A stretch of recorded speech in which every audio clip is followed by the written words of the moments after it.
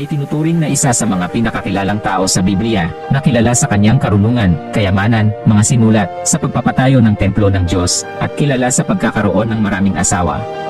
Ang kanyang buhay at paghahari ay pangunahing nakatala sa Old Testament, sa mga aklat ng 1 Kings, 2 Chronicles, at ang Song of Solomon. Si Solomon ang ikatlo at huling hari ng nagkakaisang kaharian ng Israel, kasunod ni King Saul at King David. Isinulat din ni Solomon ang aklat ng mga ngaral, at ang karamihan sa aklat ng kawikaan. Totoo ba ang lahat? Nangyari ba talaga? At kung ito ay totoo, gaano nga ba kayaman si King Solomon? At kung bakit pinahintulutan ng Diyos ang mga tao noon na magkaroon ng maraming asawa? Tara't samahan niyo kung alamin ang katotohanan, at kung ano ang matututunan natin kay Solomon. Pero bago yan, sino nga ba si Solomon? Si Solomon ay anak ni King David at Bathsheba, na ipinanganak sa Jerusalem. Siya ay isinilang noong mga 999 BC. Ang kanyang kapanganakan ay kasunod ng isang iskandalosong pag-iibigan sa pagitan ng kanyang mga magulang. Si Solomon ay may tatlong pinangalan ng buong kapatid na lalaki na ipinanganak kay Bathsheba. Si Nathan, Shammua, at Shobab. Tulad ng kanyang ama, naghari si Solomon sa loob ng 40 years, mula noong mga 970 hanggang 931 BC. Itinayo rin ni Solomon ang unang templo ng Diyos sa Jerusalem.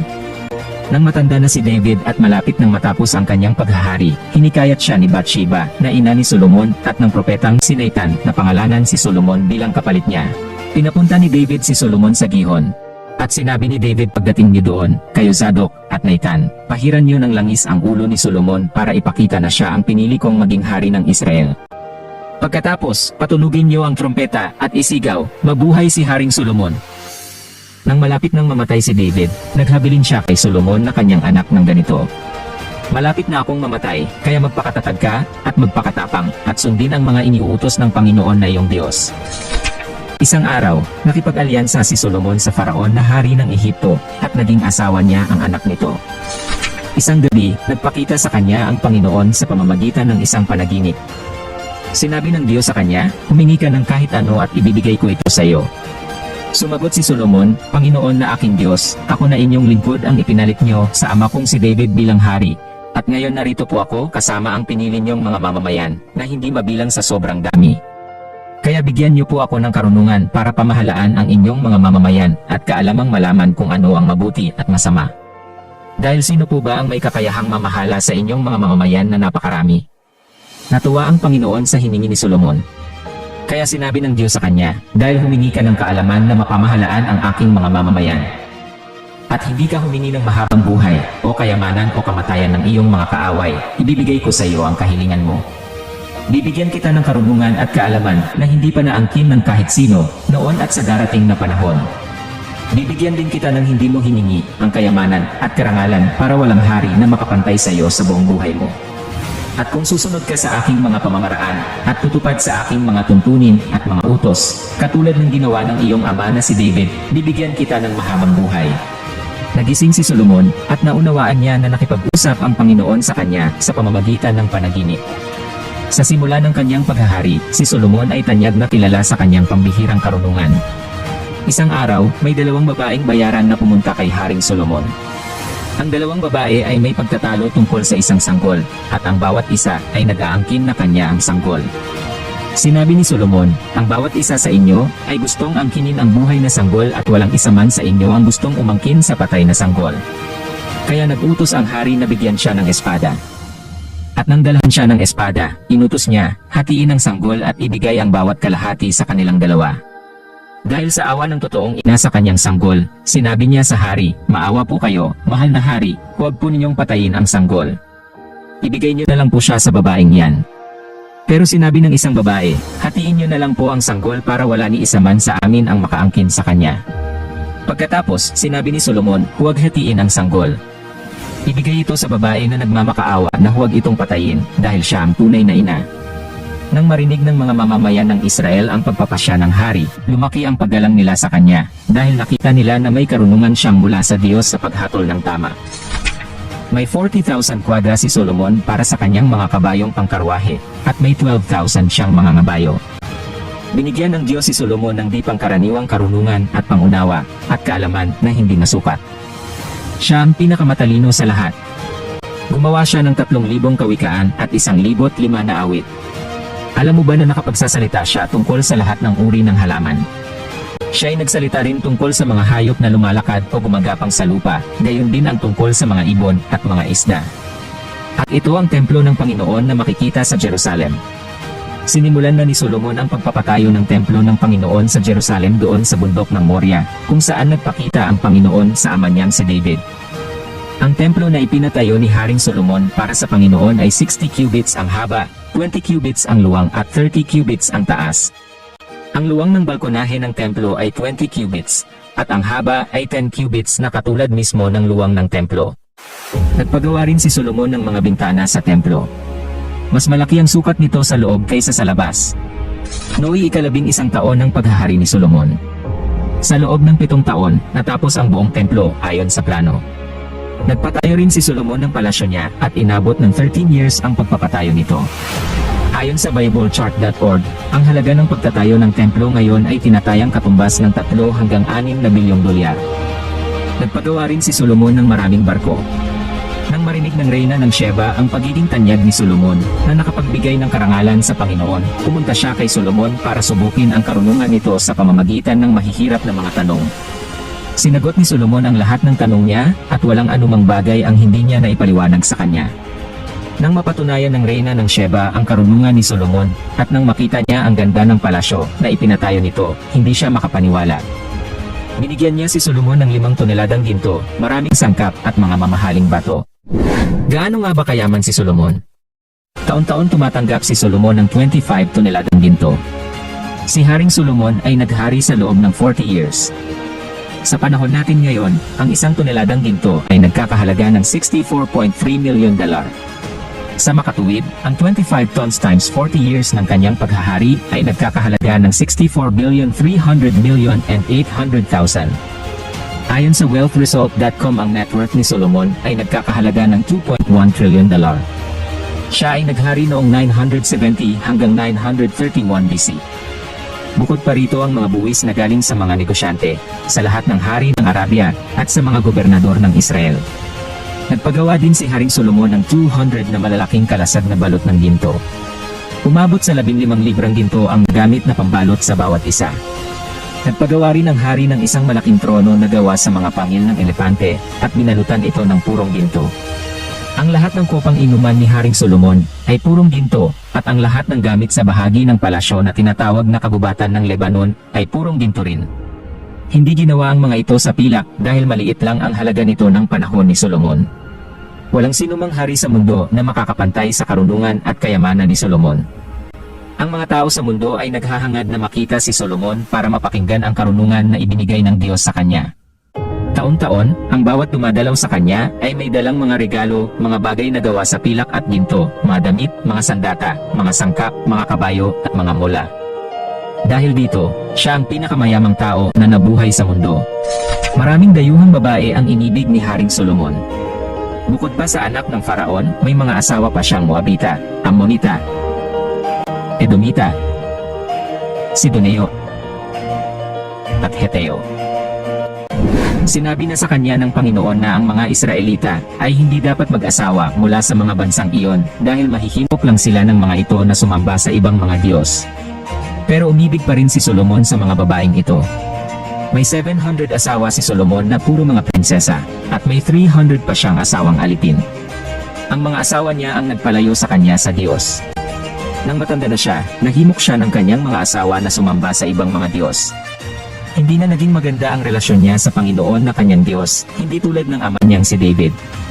Sumamba siya kay Ashtoreth, ang diyosa ng mga Sidoneo, at kay Molek, ang kasuklam-suklam na Diyos ng mga Ammonita. Sa pamamagitan nito, nakagawa si Solomon ng masama sa paningin ng Panginoon. Hindi siya sumunod ng buong katapatan sa Panginoon, hindi tulad ng ama niyang si David. Nagpagawa rin siya ng simbahan ng mga Diyos-Diyosan ng lahat ng asawa niyang dayuhan, at doon sila nagsusunog ng mga insenso, at naghahandog para sa mga Diyos-Diyosan nila. Nagalit ang Panginoon kay Solomon dahil tinalikuran niya ang Panginoon, ang Diyos ng Israel, na nagpakita sa kanya ng 2 beses. Kahit binalaan na niya si Solomon na huwag sumunod sa ibang mga Diyos, hindi pa rin sumunod si Solomon sa kanya. Kaya sinabi ng Panginoon kay Solomon, dahil hindi mo tinupad ang ating kasunduan at ang mga utos ko, kukunin ko sa iyo ang kaharian mo at ibibigay ko sa isa sa mga lingkod mo. Pero dahil sa iyong amang si David, hindi ko ito gagawin habang buhay ka pa. Gagawin ko ito sa panahon ng paghahari ng iyong anak. Pero hindi ko kukunin ang buong kaharian sa kanya. Magtitira ako ng isang angkan alang-alang sa aking lingkod na si David at dahil sa Jerusalem na aking hinirang na lungsod. Ang iba pang salaysay tungkol sa paghahari ni Solomon, at ang lahat ng ginawa niya, at ang tungkol sa kanyang karunungan ay nakasulat sa aklat ng mga gawa ni Solomon. Namatay siya noong 931 BC sa edad na 69 years old. Inilibing siya sa lungsod ng ama niyang si David. Sa edad na 27, pinakasalan ni Solomon si Naama noong 972 BC, at makalipas ang isang taon ay isinilang si Rehoboam noong 971 BC nang si David ay 69. Sa lahat ng 1,000 asawa ni Solomon, ang tanging pinangalanan ay si Naama. Si Rehoboam ang nag-iisang anak na pinangalanan kay Solomon. At ang anak niyang si Rehoboam ang pumalit sa kanya bilang hari. Siya ang huling hari ng Israel bago nahati ang bansa sa dalawa, kung saan ang kanyang anak na si Rehoboam ang namamahala sa katimugang kaharian ng Juda at ang dating tagapayo ni Solomon na si Jeroboam ay namumuno sa hilagang kaharian ng Israel. Bakit pinahintulutan ng Diyos ang pag-aasawa ng higit sa isa sa Old Testament? Walang direktang pahayag ang Biblia kung bakit pinahintulutan ng Diyos ang pag-aasawa ng higit sa isa. Bago natin isipin ang ibig sabihin nito, may ilang kadahilanan na dapat isaalang-alang. Una, mas marami ang mga kababaihan noon kumpara sa mga kalalakihan. Ipagpalagay natin na pareho ang porsyento ng sinaunang panahon at paramihin ng milyong katao, masasabing mayroong libu-libong kababaihan kumpara sa mga kalalakihan. Ikalawa, ang digmaan ng panahong iyon ay sadyang marahas kung kaya't sadyang mataas din ang antas ng bilang ng namamatay. Dahil dito, lalo pang tumataas ang porsyento ng bilang ng mga kababaihan kumpara sa mga kalalakihan. Ikatlo, dahil sa pagiging patriarkal na uri ng lipunan, napaka-imposible noon na tumayo sa sariling paa ang isang babaeng walang asawa. Ang mga kababaihan noon ay karaniwang hindi nakapag-aral o nakapagsanay. Sabi sa Genesis 9 chapter 7.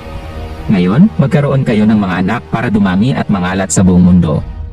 Ang mga lalaki ay may kakayahang mag-anak sa maraming babae sa parehong tagal ng panahon, na higit na mas mabilis kumpara sa pagkakaroon ng isang anak kada taon. May iba pang kapakinabangan ang pansamantalang pagpapahintulot ng Diyos sa poligamya. Nakatulong ito sa mabilis na pagdami ng mga Israelita. Ang pagdami ng mga Israelita ay nakatulong para matiyak na hindi maubos ang lahi nila hanggang sa pagdating ni Jesus. Pero tandaan na pansamantala niya itong pinahintulutan, pero kasabay nito ay nagbigay siya ng mga kautusan para hindi ito abusuhin. Exodus 21 verse 10 to 11.